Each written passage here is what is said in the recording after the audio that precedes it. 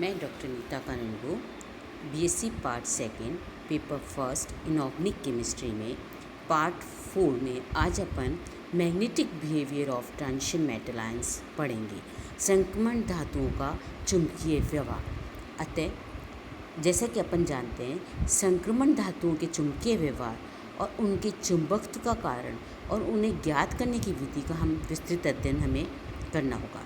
सबसे पहले हम देखते हैं कि परमाणु के अनुसार परमाणु में उपस्थित इलेक्ट्रॉन दो प्रकार से गति करते हैं। एक होता है ऑर्बिटल मोशन यानी कक्षीय गति, और दूसरा होता है स्पिन मोशन यानी चक्रण गति। प्रत्येक इलेक्ट्रॉन नाभिक के चारों ओर उपस्थित कक्षों में वृत्ताकार गति करते हैं। अतः उनकी तुलना में एक वृत्ताकार तार में बहती हुई विद्युत धारा से की जा सकती है, जिसके परिणाम स्वरूप उस क्षेत्र में एक चुंबकीय आघूर्ण उत्पन्न हो जाता है। इस प्रकार से उत्पन्न चुंबकीय आघूर्ण को हम ऑर्बिटल मैग्नेटिक मूवमेंट या कक्षीय चुंबकीय आघूर्ण कहते हैं। दूसरा होता है स्पिन मोशन। स्पिन मोशन यानी चक्रण गति। प्रत्येक इलेक्ट्रॉन अपने नाभिक के चारों ओर गति करने के साथ साथ वह अपने अक्ष पर भी गति करता रहता है। चारों ओर से भांति हम ये कह सकते हैं कि सूर्य के चारों ओर चक्कर लगाने के साथ साथ अपनी धुरी पर भी घूमता है। इस इलेक्ट्रॉन के इस प्रकार के चक्रण के फलस्वरूप भी कुछ चुंबकीय आघूर्ण उत्पन्न हो जाते हैं। उसे हम स्पिन मैग्नेटिक मूवमेंट कहते हैं। इस प्रकार हम देखते हैं कि दोनों प्रकार के चुंबकीय आघूर्ण का योग प्रत्येक परमाणु में अपन निकालते हैं और उसे हम टोटल मैग्नेटिक मूवमेंट कहते हैं। हम ये भी कह सकते हैं कि दोनों प्रकार के चुंबकीय आघूर्ण कारण प्रत्येक परमाणु एक छोटे चुंबक की तरह व्यवहार करता है। अब यानी एक परमाणु एक चुंबक की तरह व्यवहार कर रहा है, और हम जब किसी चुंबक के दो चुंबकीय ध्रुवों के मध्य किसी परमाणु को रखते हैं तो क्या होगा, एक तो उन ध्रुवों का चुंबकीय क्षेत्र लगेगा। यानी यदि किसी चुंबक को किसी चुंबकीय क्षेत्र में रखा जाता है तो किसी चुंबक पर यदि बाह्य चुंबकीय क्षेत्र लगा दिया जाए तो दोनों चुंबक में एक तो मेटल एटम जो परमाणु अपन ने रखा है वो एक अच्छा बिहेव कर रहा है, और एक अपन ने एक्सटर्नल लगाया, बाहर से लगाया। इन दोनों के बीच में एक इंट्रैक्शन होता है, अंतरक्रिया होती है, और उसके अनुसार चुंबकीय व्यवहार को 3 तरह से डिवाइड किया गया है। पहला है डायमैग्नेटिज्म यानी प्रतिचुंबकत्व, दूसरा है पैरामैग्नेटिज्म यानी अनुचुंबकत्व, और तीसरा है फेरोमैग्नेटिज्म यानी लोह चुंबकत्व। तो यानी संक्रमण धातुएं प्रमुखतः 3 प्रकार के चुंबकीय व्यवहार प्रदर्शित करती है: डायमैग्नेटिज्म, पैरामैग्नेटिज्म एंड फेरोमैग्नेटिज्म। बच्चों, इसमें कई बार इस तरह का क्वेश्चन आता है कि संक्रमण धातुओं का एक नोट आता है 4 मार्क्स में कि संक्रमण धातु के किस तरह से चुंबकीय व्यवहार प्रदर्शित करते हैं। तो उसमें हमें तीनों को एक्सप्लेन करना पड़ेगा कि डायमैग्नेटिक की प्रॉपर्टी कैसे होती है, पैरामैग्नेटिक की कैसे होती है, फेरोमैग्नेटिक की कैसे होती है, और साथ में कई बार इसके ज्ञात करने की विधि को भी पूछा जाता है। तो आज अपन केवल इनके तीनों के बिहेवियर के बारे में स्टडी करेंगे, और नेक्स्ट टॉपिक में अपन लेंगे कि चुंबक कैसे निकाला जाता है, और उसमें फिर संक्रमण धातुओं में जो ये अपन फर्स्ट ट्रांजिशन एलिमेंट सीरीज़ की प्रॉपर्टीज़ पढ़ रहे हैं उसके अंदर चुंबक को कैसे निकाला जाता है। तो सबसे पहले आ जाता है प्रतिचुंबक। अब ये कई बार केवल 2 मार्क में ये भी दे देते हैं, what is diamagnetic property, explain. तो ये डायमैग्नेटिक प्रॉपर्टी के क्या गुण होते हैं, हम इसको पॉइंट वाइज ले सकते हैं। पहला डायमैग्नेटिक प्रॉपर्टी का गुण होता है कि यदि किसी पदार्थ के चुंबकीय क्षेत्र में रखने पर उसकी तीव्रता निर्वात की तुलना में कम हो जाती है तो ऐसे पदार्थ प्रतिचुंबकीय पदार्थ कहलाते हैं। पहला पॉइंट कि यदि किसी पदार्थ को चुंबकीय क्षेत्र में रखते हैं तो उस क्षेत्र की तीव्रता वैक्यूम से तुलना में कम हो जाती है। तो ये कारण हो सकता है डायमैग्नेटिक प्रॉपर्टी का। दूसरा जो कारण है वो है कि ऐसे पदार्थ को जब चुंबकीय बल रेखा में चुंबकीय क्षेत्र में रखा जाता है, तो मैंने डायग्राम से दिखाया है कि ये चुंबकीय बल रेखाओं को रिपेल करती है, प्रतिकर्षित करती है। इसके कारण भी पदार्थ डायमैग्नेटिक हो जाते हैं। तीसरा, यदि ऐसे पदार्थों को चुंबकीय क्षेत्र में मुक्त अवस्था में लटकाया जाता है तो वो चुंबकीय क्षेत्र के लंबवत सेटल होते हैं, व्यवस्थित होने लगते हैं।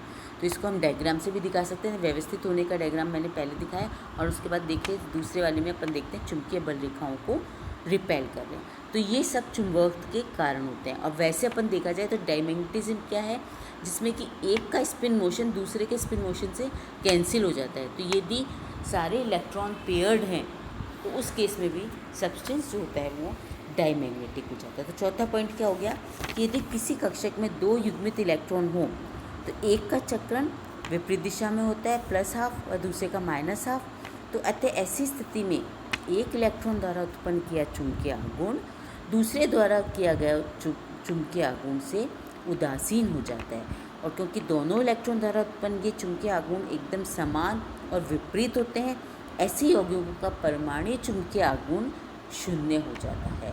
तो ये भी एक डायमैग्नेटिक सब्सटेंसेस का गुण है।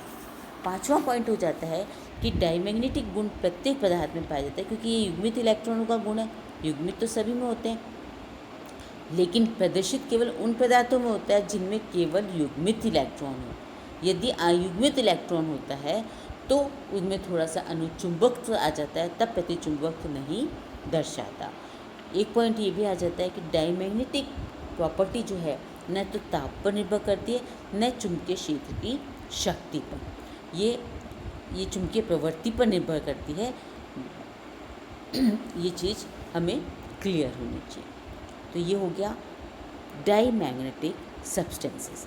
अब आते हैं हम पैरामैग्नेटिक सब्सटेंसेस। पैरामैग्नेटिक सब्सटेंस जैसे हमने 1, 2, 3, 4, 5 पॉइंट्स उसमें लिए थे, इसी तरह से हम पैरामैग्नेटिक सब्सटेंसेस में लेते हैं। तो इसका पहला पॉइंट होता है वे पदार्थ जो चुंबकीय क्षेत्र में रखने पर चुंबकीय बल रेखाओं को आकर्षित करते हैं, जैसा कि मैं डायग्राम में दिखाया। तो चुंबकीय बल रेखाओं को आकर्षित करते हैं। और दूसरा, वे अपने पदार्थ चुंबकीय क्षेत्र में रखने पर चुंबकीय बल रेखाओं को अपने में से शून्य की तुलना में अधिक गुजरने देते हैं। तो ये 2 पॉइंट हो गए। एक तो चुंबकीय बल रेखाओं को आकर्षित करते हैं, दूसरा वैक्यूम की तुलना में ये अपने से अधिक गुजरने देते हैं। ये अनुचुंबकत्व का गुण है। तीसरा गुण हो जाता है कि चुंबकीय पदार्थ चुंबकीय क्षेत्र की ओर आकर्षित होते हैं, और यदि ऐसी छड़ को चुंबकीय क्षेत्र में लटका दिया जाए तो ये दो चुंबकीय क्षेत्र के ध्रुव के बीच में लटकाते हैं, तो दोनों ध्रुवों के बीच में व्यवस्थित होने का, लंबवत नहीं होती, ये व्यवस्थित पैरेलल होने का सेट हो जाते हैं। और चौथा पॉइंट हो जाता है, जैसा कि उसमें डायमैग्नेटिक सब्सटेंसेस में अपने देखा था कि पेयर्ड इलेक्ट्रॉन होता है, और यहाँ पर ये एक या अधिक अयुग्मित इलेक्ट्रॉन होने के कारण उन अयुग्मित इलेक्ट्रॉन द्वारा उत्पन्न किया चुंबकीय आघूर्ण उदासीन नहीं हो पाता। ऐसे पदार्थों को कुछ स्थायी व निश्चित मात्रा में चुंबकीय आघूर्ण पाया जाता है। ऐसे पदार्थ चुंबकीय क्षेत्र में आकर्षित होते हैं, अर्थात ऐसे पदार्थ अनुचुंबकीय प्रवाह प्रदर्शित करते हैं। अनुचुंबकीय अणु स्वयं को एक आदर्श स्थिति में अभिविन्यसित करने के लिए मुक्त होते हैं। इन अणुओं में 2 प्रकार के विपरीत बल कार्य करते हैं। एक तो चुंबकीय क्षेत्र H जो अणुओं को अपनी दिशा में व्यवस्थित करने में प्रयास करता है, और दूसरी थर्मल एनर्जी जो अणुओं को बेहतरीन रखने में प्रयत्न करती है। अर्थात अणुचुंबकीय अणुओं का अनुचुंबक ताप व चुंबकीय क्षेत्र दोनों से प्रभावित होता है, जबकि प्रतिचुंबकीय नहीं होता, और अनुचुंबक जो गुण जो है वो प्रभावित होता है। तो इस तरह से अपन ने देखा प्रतिचुंबकीय प्रवाह और अनुचुंबकीय प्रवाह। अब आता है फेरोमैग्नेटिक सब्सटेंसेस। फेरोमैग्नेटिक सब्सटेंसेस का गुण अनुचुंबकत्व का एक गुण ही होता है। हम इसे एक विस्तृत रूप दे सकते हैं जिसमें अनुचुंबकत्व का गुण अत्यधिक होता है। ऐसे पदार्थों को चुंबकीय क्षेत्र रखने पर उसमें एक स्थायित्व चुंबकत्व पैदा हो जाता है। ठीक है, इस गुण को प्रदर्शित कुछ पदार्थों में किया जाता है। आयरन प्रमुख है, इस कारण इस गुण को फेरोचुंबकत्व कहते हैं। अपन ने देखा होगा बचपन में कि छोटे छोटे चुंबक का गुण को लेकर बच्चे दूसरे चुंबक के कांटेक्ट में रखते हैं। थोड़े टाइम बाद होता है कि वो चुंबक भी, छोटा जो लोहे का टुकड़ा होता है वो भी चुंबक की तरह व्यवहार करने लग जाता है। तो ये कारण ये है कि आयरन, कोबाल्ट और निकेल ये इनमें फेरोमैग्नेटिक कैरेक्टर पाए जाते हैं, और इस तरह से इनको चुंबकीय ऐसे पदार्थों को इसका स्थायी चुंबकत्व आ जाता है।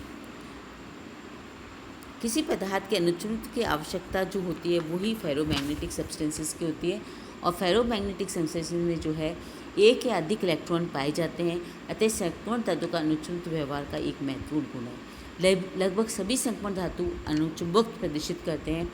आयरन, कोबाल्ट और निकिल जैसे धातु फेरोमैग्नेटिक प्रदर्शित करते हैं। इसका कारण है कि इनमें पर्याप्त अयुग्मित इलेक्ट्रॉन, उच्च परमाणुविक संख्या, उपयुक्त परमाणुविक की आकार होता है, जिनके इनके मध्य आदर्श दूरी होती है, न तो बहुत कम न बहुत ज़्यादा। इनमें एक्सचेंज इंटीग्रल का उपयुक्त मान होता है जो तंत्र को स्थायी बनाए रखता है। कई बार ये क्वेश्चन आता है why iron cobalt nickel shows ferromagnetic character, तो इसको अपन बता सकते हैं due to number of unpaired electron maximum होते हैं, हाई एटॉमिक नंबर है, उपयुक्त एटॉमिक साइज है, ये सब इसको फेवर करते हैं। इसके आगे का अपन नेक्स्ट पार्ट में स्टडी करेंगे। Thank you.